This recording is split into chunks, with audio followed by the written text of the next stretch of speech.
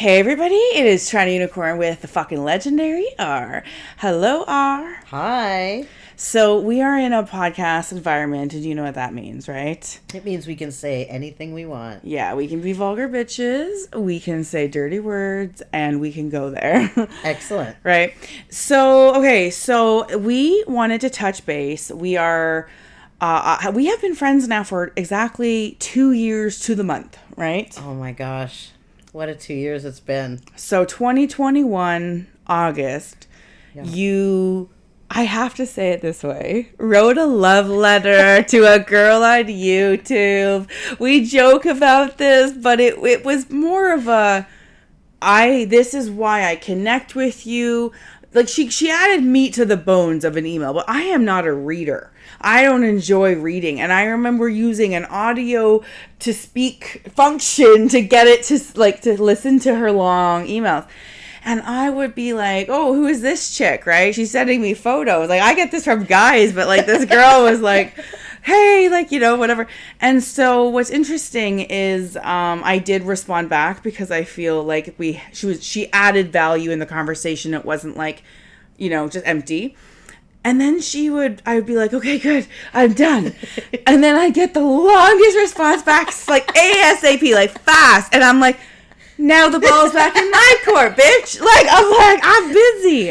Now, in my defense, it was during the pandemic. I had a lot of time on my hands. Okay. Yeah. And, it wasn't so much a love letter. It was like, I felt a connection from your videos, right? Yeah. And I was on a campaign at the time to do the opposite. Do the opposite of what I would normally do. Normally I would do nothing. And I thought to myself, you know what? She's a local girl. Like, fuck, why not? Like, do something different. Yeah. So what did I do? I composed this letter, and I was very stoned. So let's just say that added to the length of it. But I was coherent, right? Like, I know how to write an essay. I know what to say. And so I pitched my thing. I told you. I can't remember the content of it. We never even reread it, but we've reread it. But it's private, which is why we haven't shared it. Right. But all I know is it was enough that someone offered me a reason to respond. It was not just a fan-led letter, right? It was someone saying, I think we should be friends. We're clean, right? Like, they best specify. Be. If you show me a cut, I'd be like, bitch. It was like, here, I'm a normal-looking person, right? Like, I'm not a freak. I'm not this is me. And it actually helped because you did personalize yourself to me. Yeah. And then I was like, okay, this is a person. That's what she looks like. Like, yeah. So it was just, it was interesting. So that's actually how we met, is you saw me on YouTube. Yeah. And you didn't need my help going to Oasis. You did that on your own. Yes. Right? But right around that time, you saw this girl named TorontoUnicorn on YouTube. Yeah. You reached out to her in an email. We had some back and forth. Then we tried to run into each other, and you just kept going during the day. And I would be like, what the fuck, man? Like, why aren't you coming at night? And, like, you would just be, I thought, maybe looking for something different than me. So I'm like, too bad we tried. Like, whatever. So finally, you come at night when I was there. Yeah. And then we met. Do you remember anything about that day? I do. So that day, for whatever reason, you said you always go at night. So I decided, okay, finally, after getting used to the place during the day, that I could take a big girl step and walk through the doors at night when it's all scarier and stuff. Yeah. Yeah, what a joke. Anyway, walked in there. We were in the pool, and I'm looking, and I'm not sure that I would recognize you. I think I would. But then every blonde that walked by, is that her? Is that her? What about that one? What about that one? And so, I would keep an eye out and I would look. And then I saw you come in with the blue eyes. And I'm like, oh, yeah, that's her. That's her. So that's funny. I think when you caught me in the pool, I said hi or something. I introduced myself. And the rest is a blur. It is a blur for me, too, which is interesting because I don't remember much after the spark of ignition. It's still a roaring fire. Right? And so it was like... It really is interesting that we both don't remember the part after that. I think we did go for dirty burgers together, and we got enjoyment out of doing that ritual, and so that became how we started to hang out. Was, well, we're gonna hang out after the pool for dirty burgers, right? Yeah. So that was time to spend. Like, I realized she wasn't, a maniac behind the wheel chick, right? Like, need all these things, right? So I remember we at 3 a.m. or 2 a.m. would be parking in the sketchiest places and walking, like holding our buddies. Holding the keys, like, to get a fucking burger. Right? You remember that? You had to want the burger. Oh, yeah. I remember seeing a rat the size of a cat cross the road. I'm like, holy shit. And we scarfed those fucking burgers. Remember people would harass us in the fucking McDonald's at our tables? I do. I remember you Karen'd on one as I filmed. I totally did. I was like, bitch, back up. Oh, yeah. Back up. Mind your business. That's all. Just mind your business. Anyway, it was bad. And the service there was horrible all the time. Yeah. Anyway. Yeah. What are you going to do, right? It's but we wanted those burgers that bad. So now... You know. Yeah, so that's how I think we started to become friends. And then the more we hung out, the more we enjoyed hanging out. And, that the rest is history. We have started a journey. So you were shy. You did not volunteer to be on a playlist on YouTube. Oh, no. In fact, if you remember quite clearly, I'm like, oh, no, thank you. I'll sort of just stand off to the side. I didn't want to know about it. And, and then you're like, oh, well, I can blur your face. And eventually I succumbed to the temptation to stand next to you like a stiff, friend that's with her face blurred, right? So I'm like, yup. I had to be like, pull it out of you. Now you're like posing with your different outfits before the club, right? Well, and that's the interesting part about this story is the evolution of us and each of us and us together in those 2 years. It's so true. Isn't it? It's because you were like, oh, I'll just be the side. I'm like, no, like you can if you want. I don't push people. But I hung out with you all the time. And I was like, well, I'm going to be vlogging. So do you want to be part of my night or not? And so you were a good sport about it. And then you got some more enjoyment out of it. Yeah. And then you got embarrassed about it, actually, when people started to recognize your voice at the club. That's right. I've gotten outed a couple of times. In the beginning, I remember the feeling of the warm blood rushing to my face, feeling like, oh my God, I'm so embarrassed. Somebody is now seeing me face to face, knows it's me.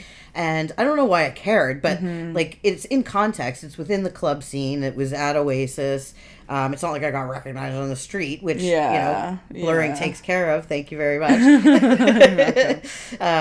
But it was just like, oh my God, because I prize my anonymity. Yes, I do a lot. I do. It's very valuable to me because once it's out there, you can't put, that thing back in the box. Yeah. So...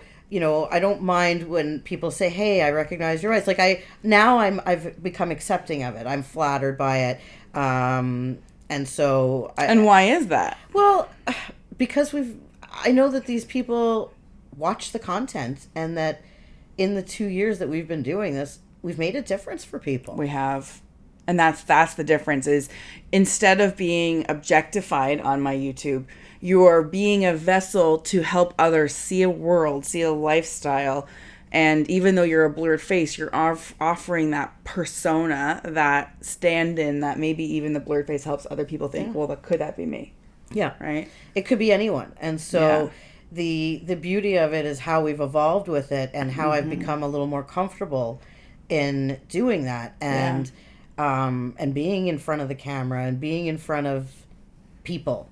In your lingerie, no doubt, right? Like, this has been a big evolution for you. You didn't start out knowing how to pose with that booty. I saw. I was like, is that your constipated look when you're modeling? She had the straightest lips. Like, I couldn't smile because I was so concentrated on what I was doing. I was thinking about it too much. Like...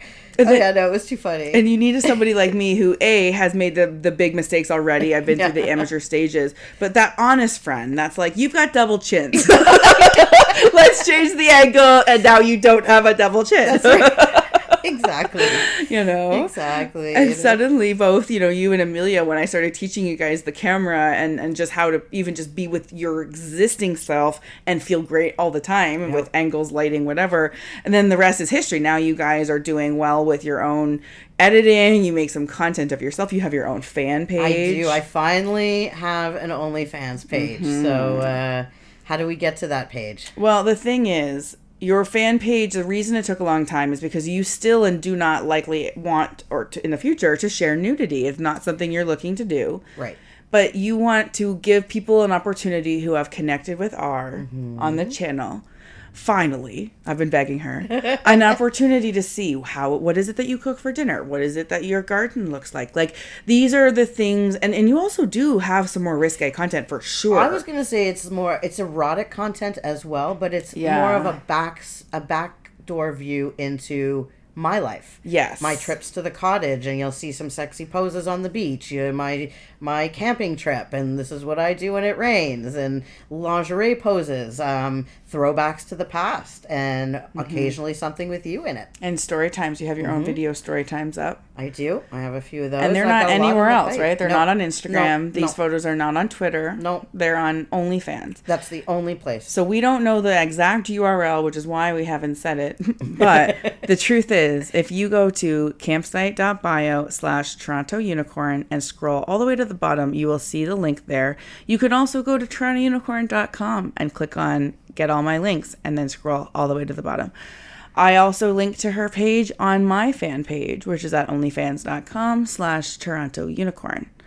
So you now have a following. I've seen it. That's why you have a playlist on YouTube with every video you've ever appeared in. I have added there to it. And you can actually, go back and watch your early days when you were new to the club and you were interested in the fucking buffet. Oh, yes. I remember the buffet, that discussion. Mm-hmm. Do you remember that? I'm going to insert a clip here in the audio and video format of when she said that she likes chocolate cake, but she probably will eat it only once because it's a buffet or whatnot. So you'll listen to that here. Tell me about the repeat D. It was good repeat D. I don't usually do repeat D, so it had to be good to begin with, and it really was. The second time around was actually very, very delicious. And tell us, Karen, why don't you do repeat D? Going to a club like this, it's like a big buffet for me. So, you like to try all the different platters off of the big buffet. I see. But yeah, chocolate cake twice in a row, definitely delicious. So, fast forward 2 years, and do you still see that, Mr. Chocolate Cake? I eat chocolate cake on a regular basis now. Yes, so eat your woods and your chocolate cake. Yes. So you had a phase. You came in a phase of experimentation, open-mindedness, fantasy fulfillment, stranger sex, right? Super horny. Yes. Oh, yes. Off of a long hiatus, if you will. Yeah. And so I was raring to go, and my tastes were to fulfill a bunch of fantasies that have, were always in the head over the years, but never even came close to being reality.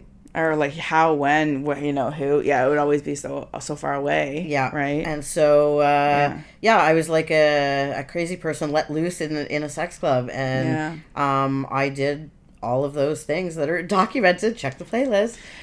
It's true. Now, I'm going to give a summary. So we started with her taking gangbangs, right? Yeah. You definitely allowed me to help you run a scene. In fact, my orgy directing stemmed from my help of your scenes, right? Yeah. Once in a while, you would let me, because I would always strike out for my demisexual, love finding for the night, or sexual love finding. And so I would be like helping your scenes be executed more, like better, right? And I remember that's how I started running orgies, was helping run your scenes. Yeah. And so we put a blindfold on you. Yeah. You decided that on your own. Yeah. And you and I crafted how we were going to fucking do this thing. Yeah. And then you did a great job. Like, you curated, you decided on the men, you decided on, you made sure that they were wearing condoms, that they had lube. Like, you really took care of all the details. And I just was able to be a pillow princess and lay back and enjoy the sensations without having the prejudice of seeing who, what, and where. I didn't, I heard voices. That's all I had. And I felt dicks and hands. Yeah. So that was the story maybe of my first DTF, was it? I think. Or it was a second one. Anyway, maybe it was a second one. I'm not sure. Yeah. Because the first one, I remember the first one. Remember, I went in. Yeah, we're going to have to show a clip here of our first DTF, which is a down to fuck night. It's a gangbang theme night, and I took her in as an innocent observer, right? Yes. And then insert the clip here. As a first-time DTFer, what was your experience like? Okay, so just to say that I went in there with every intention of being only a simple observer, and I came out being a complete and total whore. Cheers for whores. Yeah, I say that with a little bit of pride and a little bit of shock at the same time, because I was rather unexpected. So, whore, how you feel now? Oh, well, I still feel like a whore, so it's okay. Luckily, a whore is not a bad thing anymore. No, a whore in a good way. Right. But, and again, this was so long ago now, it seems, because I have evolved out of that phase. Yeah. Where I don't want the anonymous, sex with all these people anymore. I crave something different. I have had so many new experiences in that time. Yeah. And it's all moved forward from there. And it's funny because I remember when we were questioning, well, you don't really feel like doing more of those. Like, it's kind of same old. Like, it doesn't always go that smoothly with people you don't know. And then you would basically, from the people you slept with, the cream would rise to the top in terms of like compatibility. You would find great people through your adventurous stage, and then you still sleep with a lot of them today. Yeah, well, so this goes back to the buffet comment. Yeah. Because the truth is, you have a big spread there. You get to taste a little bit of everything, and you go back for the dishes you like. Yeah, it's true. See how that works? It's true. I just go for the chicken wings. Well, I'm telling you, as much as I like Brussels sprouts, I don't think I want them every time, That's true. Maybe I go back, or maybe I'm just done with Brussels sprouts. That's true. And that's just it. So we went through phases. We went through phases of gangbangs. We went through phases of dirty burgers. And then we evolved to dirty shawarma. Yep. Right? If I don't get dick, I get shawarma. Made a shirt with it on it. You can get it on thisfingershop.com.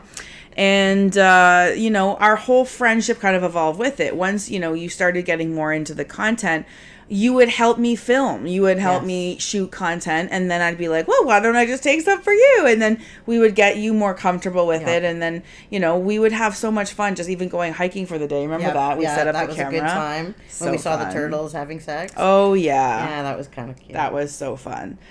And so we've done a lot. We have a lot of videos on YouTube. I think it was like 140 or 170 or something. A lot of dinners out. A lot of, some vanilla stuff, which was kind of fun. I remember our tea party. Oh, we tried to be so ladies. Fun. That was fun. So what she doesn't know, so basically, if you're on a podcast, you can't see anything, but we did this adventurous thing. She got this like deal for like high tea, and so we dressed up in like a like nice dresses, and we went. And I'm a pretty vulgar person, and no one who knows me thinks that I belong at high tea. So that's why we did it. I went through life, bitch. Right? And so I was like, the joke was like, can I do it? Can I get through this whole thing without saying something inappropriate? Like, I imagine you'd pick up the eclair going, oh, look, it looks like a mini penis. Right. Like right in front of the waiter, loud. Yeah, that's how I imagined it might go. So I was a little, let's be ladies. And we did a great job until the end of the video. Well, I didn't know about that. That's just it. So later she goes, like, we do a great job. The video is on YouTube. You can find it in the Starring Our playlist. But basically, we do a good job. We leave, whatever. She goes onto my fan page later because she's on there. And then I've sent her like uploaded a clip of me like filming my panties under my dress at high tea. So I did not see that happen, and that was really funny. Yeah, but you got to see the panty shot later. That was really funny. Yeah. And then me and you started getting more comfortable at the club, even having sex in front of one another, even though me and you don't play together. You're also a straight woman for the most part. Well, that's it. I'm not really interested in playing. No, right? And so there's really never been any weirdness there. Yeah. But we've gotten, at first I was weird. At first, when I was new to this lifestyle, I was not as comfortable being around my friends who I don't sleep with having sex. I thought even my own sex parties were limited to the people I I had already slept with because I didn't want any new energy. Yep. I remember that. You'd have these parties and, I was naturally excluded from them because we didn't play. So, like, what's my purpose there in a way, and you were not comfortable with it. I would have been okay with it because, you know, I would do what guys do. You just do the dance around the person, right? But like, you're like, no, nobody's in the room, nobody. And that's just, and I was like, okay, whatever. Like, I didn't really care that much. Well, you know? you didn't push me, which was good. But the truth is, my own comfort evolved. I didn't start out so comfortable with all of it. Yeah. Right? So because you have gone through phases and now you have literally accomplished your fantasy list, like it's a pretty bare bone list at this point, I would say, right? Yeah, I have a hard time coming up with a fantasy that I haven't, that I want to still fulfill. Okay, so that's a good problem to have if you ever had to have a problem. And so it's interesting because now I'd like to ask, so where are you now? Because like, what have you experienced throughout the journey, and where are you now? Well, at the time of starting, I didn't want to know about anything regarding relationships. Like, I was there straight for the sex. Don't be, you know, boyfriending me, nothing like that. Not interested. Yeah. You know, fast forward a couple years now, I'm maybe more ready to seek somebody for a partnership, but it's an interesting dichotomy because whereas one time I was a monogamous person, you know, for a long time, you know, the question remains, can you go back to monogamy? Do you want to go back to monogamy? Yeah. And so these are questions I ask myself. And so at this stage of my life, I'm still enjoying what I'm doing. I'm not planning on stopping it. Yeah. So I think I need to find myself a partner within the lifestyle who is compatible with me on different levels. 100% and so agree. That's sort of, I guess, the eventual goal. Perhaps. And you've had an interesting relationship along the way too. Oh, yes. So it's been about that was interesting, huh? Well, it's been about you know, maybe 10 months since this all started. So I met somebody off of, if you can imagine, Facebook dating, who had put an upside down pineapple on his profile that immediately caught my attention. And sure enough, we went out on a few dates, etc. So we've been dating since then. But he is married. Yeah. And so I am his girlfriend. Yes. Now, this is a polyamory situation. So his wife knows that, you know, he's got girlfriends, she has boyfriends, they spend time apart and everything. She and I don't know each other personally, but we, you know, like she lent me her man for 3 days. To go camping recently. Exactly. So, you know, there's that that dynamic. And so it's been a very good arrangement for us. Yeah. And we enjoy each other's company very much. And he ticks a lot of boxes for me on a certain level. Yeah. So there's that relationship that started, and that's been ongoing for 10 months. A few weeks, not even a couple of dates into that relationship, I ended up in a throuple situation. And so something new, without going into too much detail about it, it's just to say that we formed a throuple. It was a strange dynamic for a while. It was good in some ways, very good in some ways, weird in other ways. It was with a male female. Right? It was a male female, and the difference is that they weren't already a couple. The three of us came together all together, so there was a certain equality within this relationship, and it's a dynamic that I was given an opportunity to explore, and I wanted to go with that and thought, why not? And I learned a lot from it. I really did, even though it was, you know, it ended after 3 or 4 months. I'm okay with that. This seemed to be like a stage that was important for me to pass through to learn something, and so I'm good with that. And those things add value. It did. It's so I had that going for a while, and now, you know, I'm still seeing Mr. Chocolate Cake as well. So he and I have reconnected, and so we see each other also more regularly. Even outside the club. Outside the club, yes, mostly outside the club. And that's just it. This club is great, and it's great for sex, and it's great to find people to whatever. But you make friends, and you also find people to hang out in real life with, right? Exactly. Even the girlfriends, like we do stuff outside, right? I don't vlog, so I don't, you know, show what I do necessarily about. You know, that kind of thing. I can't show them on here on my fan page because they don't, you know, they're not on it.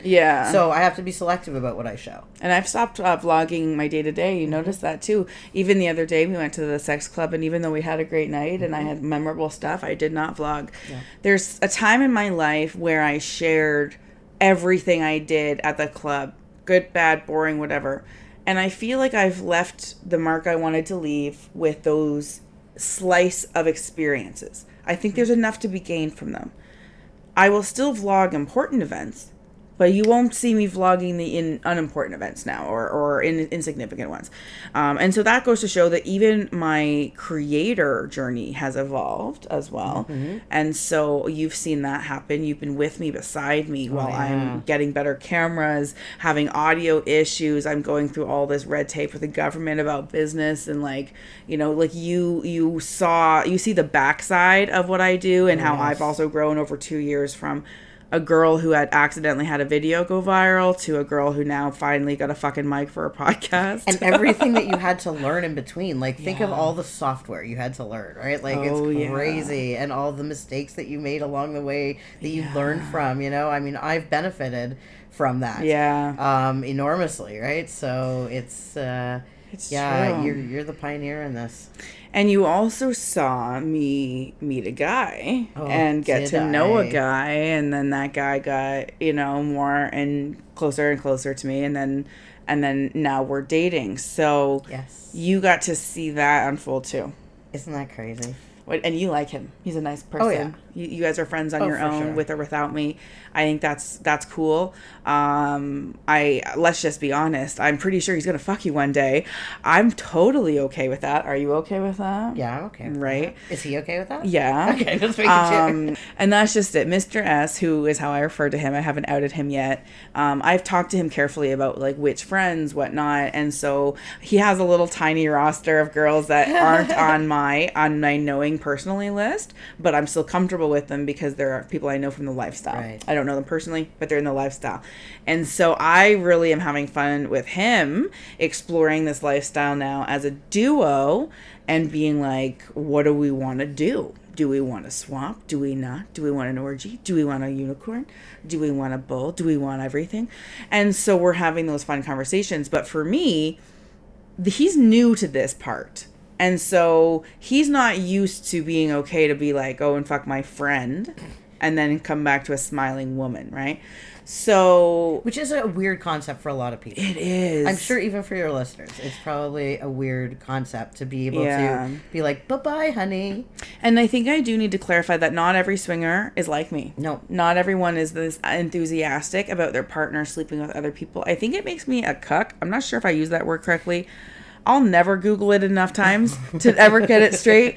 So what I'll say is I am one of those people who likes to watch their partner have sexual experiences with someone else, even if I am not included in the scene. And what was that word that I keep forgetting? Compersion. That's the word. Compersion, which is the opposite of jealousy, when you can feel genuinely good, you know, feelings towards somebody who's having a good experience, even if it doesn't benefit you or include you. Compersion.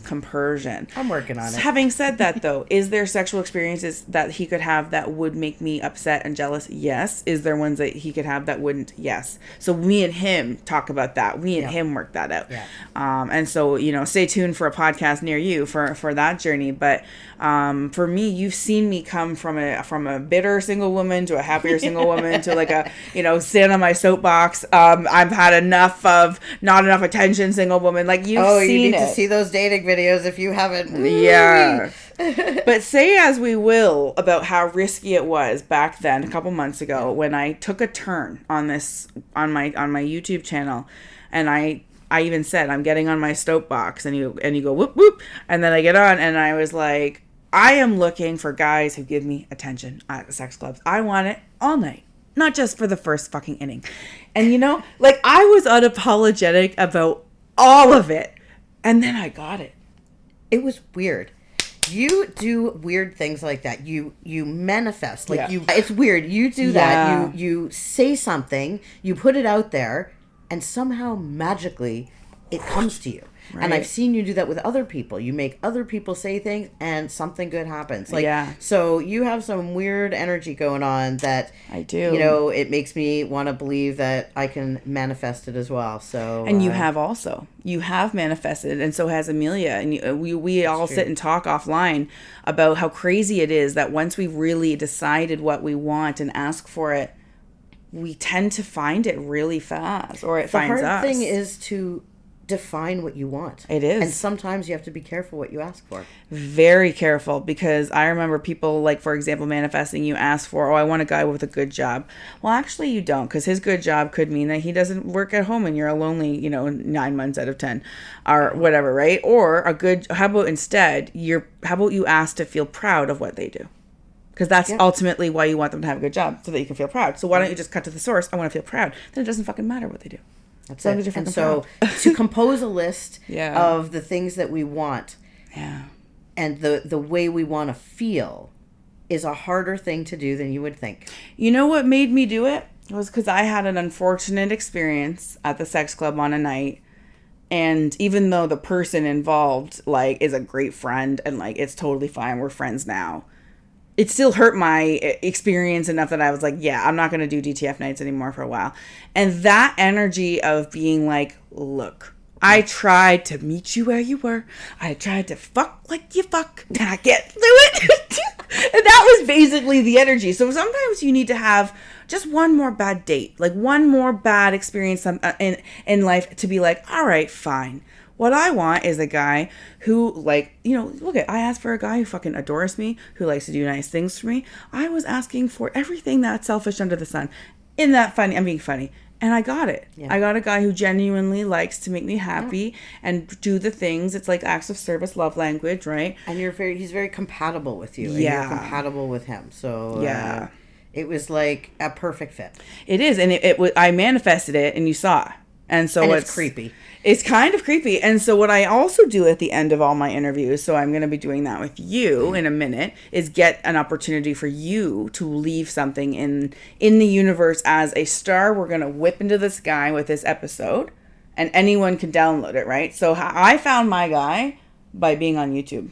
So you're on my podcast, you're on my YouTube. Who says that the guy for you isn't watching right now? Who's to say? Right? Our journey has been, interesting. You've seen me evolve as a creator. You've seen my business evolve. And our friendship is solid. Like, it's great. We'll be friends without the cameras one day as well.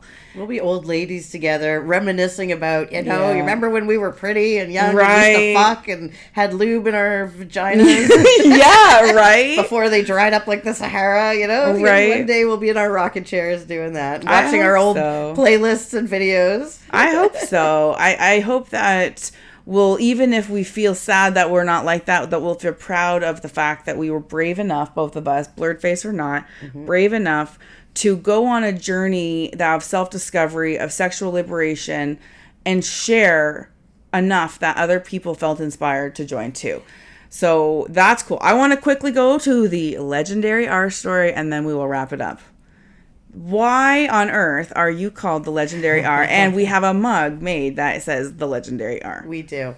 The Legendary R started one day when it was fairly early on, but I was starting to get recognized a little bit. And one night at the club, in the locker room, I walk in, and there's 4 hot, like, jock football player type college guys talking to you, swooning a little bit over you, like fangirling. Yeah. And I come in, and I guess, I don't know if they recognized me, heard my voice, whatever it was, they turned to me, and one of them, like the captain of the football team, says to me, "Oh my God, it's the Legendary R."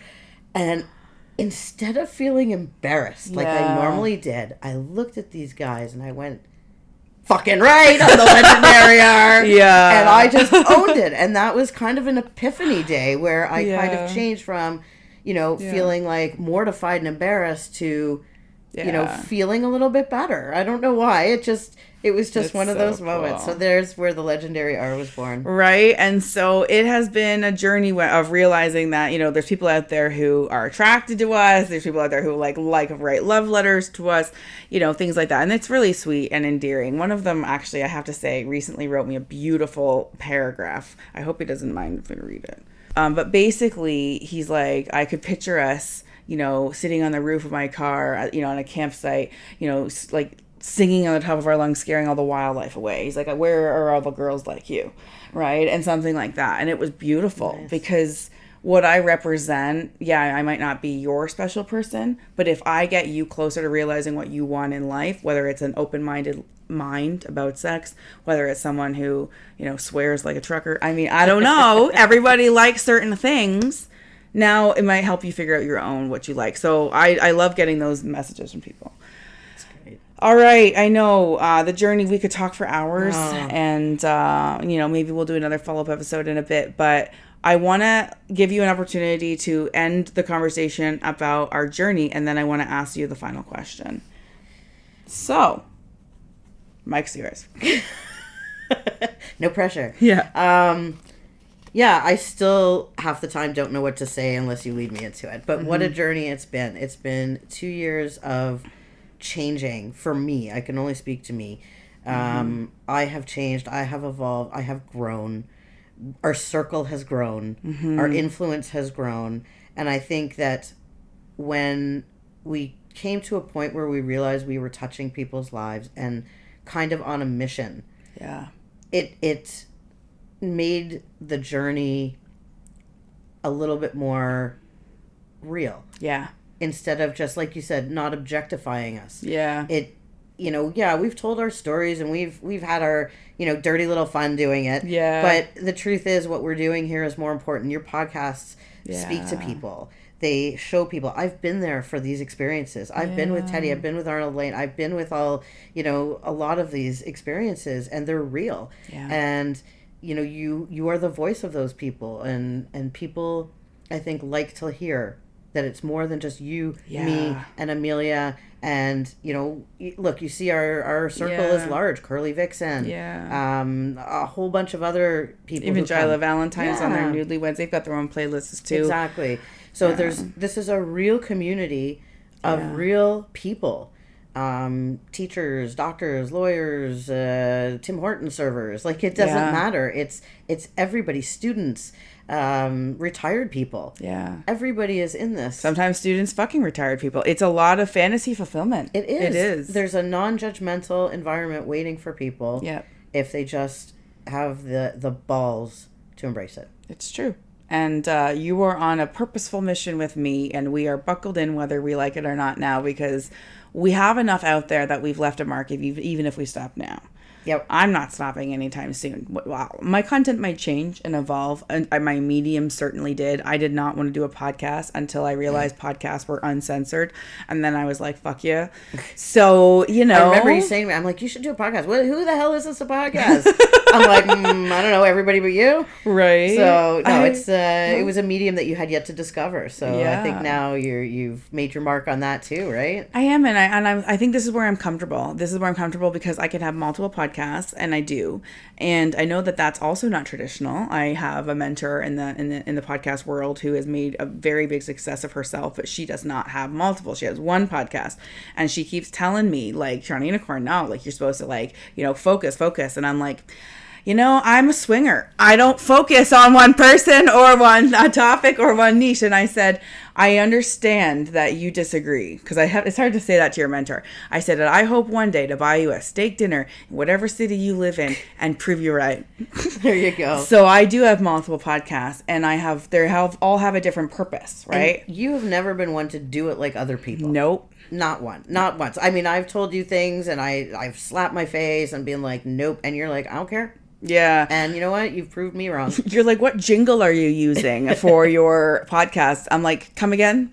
You're like, what jingle? I'm like, do people have jingles? You're like, yeah, you need a jingle. I'm like, I don't need a fucking jingle. Apparently you don't need a jingle. Apparently I don't. So that just shows you what I knew. I also didn't think I needed a microphone. So maybe I do have some evolving to do still. Maybe I'd be like, dig, dig, dig, dig, dig. Welcome to TorontoUnicorn. Maybe I do. Galloping sounds of horse hooves, you know?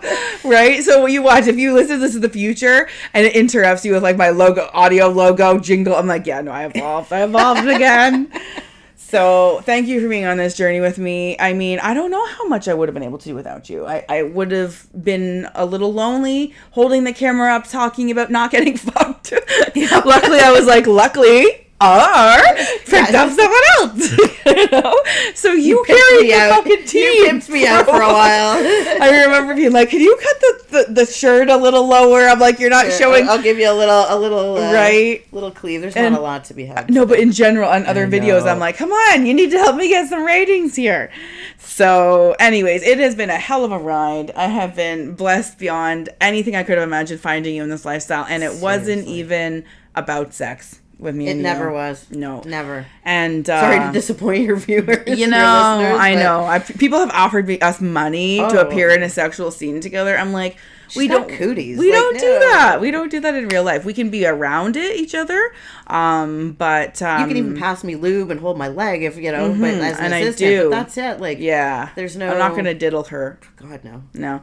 So it's just one of those things where some people don't understand that this is real world. It's not like we're like actresses that you could be like, okay, you play with her, and then for $50 extra, can you cream pie? No, we don't do that. So, I will, guys. I will sign off soon, but I want to ask one last question of R, and I'm going to reframe it. So manifestation, putting things out there, asking for what you want has been proven to be pretty fucking effective, right? And sometimes people need help learning what they want. So if you had about 2 minutes to say something to leave a mark that said, hey, I want the following, and then I'm saying to find me and match me back. Whether it's a person, whether it's a trip, whether it's a way of living, what would it be that you would want to say, you know what, I would love for that to find me? You know, that's a loaded question because once you put it out there, it's out there. So I'm going to try and word this carefully. Yeah. I always, no matter where I end up and what I end up doing and with whom, I always wish to be in a happy place. Yeah. In my life, no matter what that looks like. Okay. So that, you know when you're at your birthday and you wish every year? Yeah. That's what I used to wish for. Because, and then the wish chips, you know, the curly chips. Yeah. Yeah. So, you know, I was very careful about how I do that. So that is always there. Okay. To be happy. Okay. Whatever that looks like. What I think might make me happy is not necessarily what will make me happy. It's true. And the universe has proved that to me in the past. It's true. Okay. So, having said that, the things I want a partner to whom I'm the apple of their eye, and that I know solidly that we feel connected and long term. Okay. So you're looking for a singular partner, not a throuple. No, exactly. So I'm gonna say that it would be an emotionally monogamous relationship. Okay. That allows for swinging. Okay. Either together or separately, to be discussed. It's all negotiable. Yeah, it is. Everything's negotiable. So I'm open to it. Would I object to a completely monogamous relationship? No, I wouldn't. I wouldn't discount it. But it would really have to be for the right person.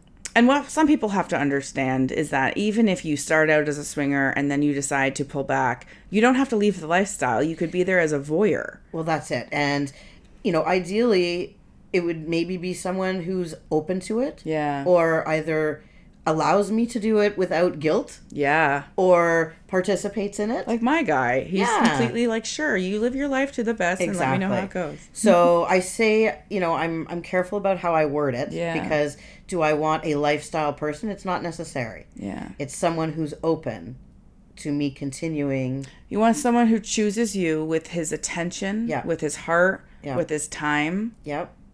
And the other people will always be secondary. Yeah. In the sense of prioritization and all of that. Yeah. That's in the sense of emotional connection. Okay. Yeah. I guess that's what we could say. And you like traveling. I do. So I would love to be a snowbird. I'd love to go somewhere warm in the winter and come back for the cooler, or, you know, for the summer months. Yeah. You know, I do travel for business and things, so it's true. You know, so someone who's got some flexibility in their schedule, maybe. And you're looking for somebody who wants to potentially travel with you. Now, this episode is going to air a little earlier, but I'm just going to put it out there that in November of 2023, you're going to be in Florida, around Fort Lauderdale area-ish. I'll be mobile. You know, for a couple weeks. So if anybody who is cool who wants to even just be social, not even it's about sex. Sometimes you just need a partner to fucking go to trapeze. You're going to go to the trapeze club, right? Yeah, trapeze club, go to dinner. Right. Go, just someone to meet. Sure, I'm open to that. So where can they get a hold of you? Not on OnlyFans, because you're not allowed to talk about meeting in person. But you can comment on the YouTube clip that will be public to promote this podcast episode, which is episode 41. You can see the promo clip, and then you leave a comment, and make sure you I'll respond back, and we'll see if anybody who lives in Florida wants to get in touch and see if you guys can have some kind of thing happen. You never know, right? You never know, but I think because this podcast is international, you never know. And I have a boating license, if that matters. Yeah. That'll be fun. That's true. All right. Is there any final words before we cap this off? Well, we've had 2 years of such fun. Great 2 years in my life. Yeah. And so, we're just expanding our circles, we're evolving, and I can't wait to see what the next year or two bring. Yeah. And it goes to show that me and you have changed as people slightly, along the way, but our friendship keeps evolving too. Yeah. You went with me from dirty burgers to dirty shawarmas. You went with me from being a single unicorn, being, grumpy on unicorn nights, to now somebody who's talking about whether I'm into full swap or soft swap with my partner, right? So it's really interesting. It is. Yeah. So stay tuned for hopefully many more years, but we wanted to check in on this podcast and make sure that you can check out the whole playlist called Starring R, which is on YouTube, which will be linked in the description of the podcast. Don't forget to check the Sex Stories podcast. It's also free. It's also on Spotify, Apple Podcasts, everywhere else, and it is graphic, uncensored storytelling of my sex, soon to be other people's sex stories as well. And you can catch all sorts of different podcasts that I've done. Just search Toronto Unicorn. Make sure you have the podcast label selected, and you will see what I've been up to. Thank you, R, for this podcast and for an amazing 2 years and counting. Cheers. Cheers.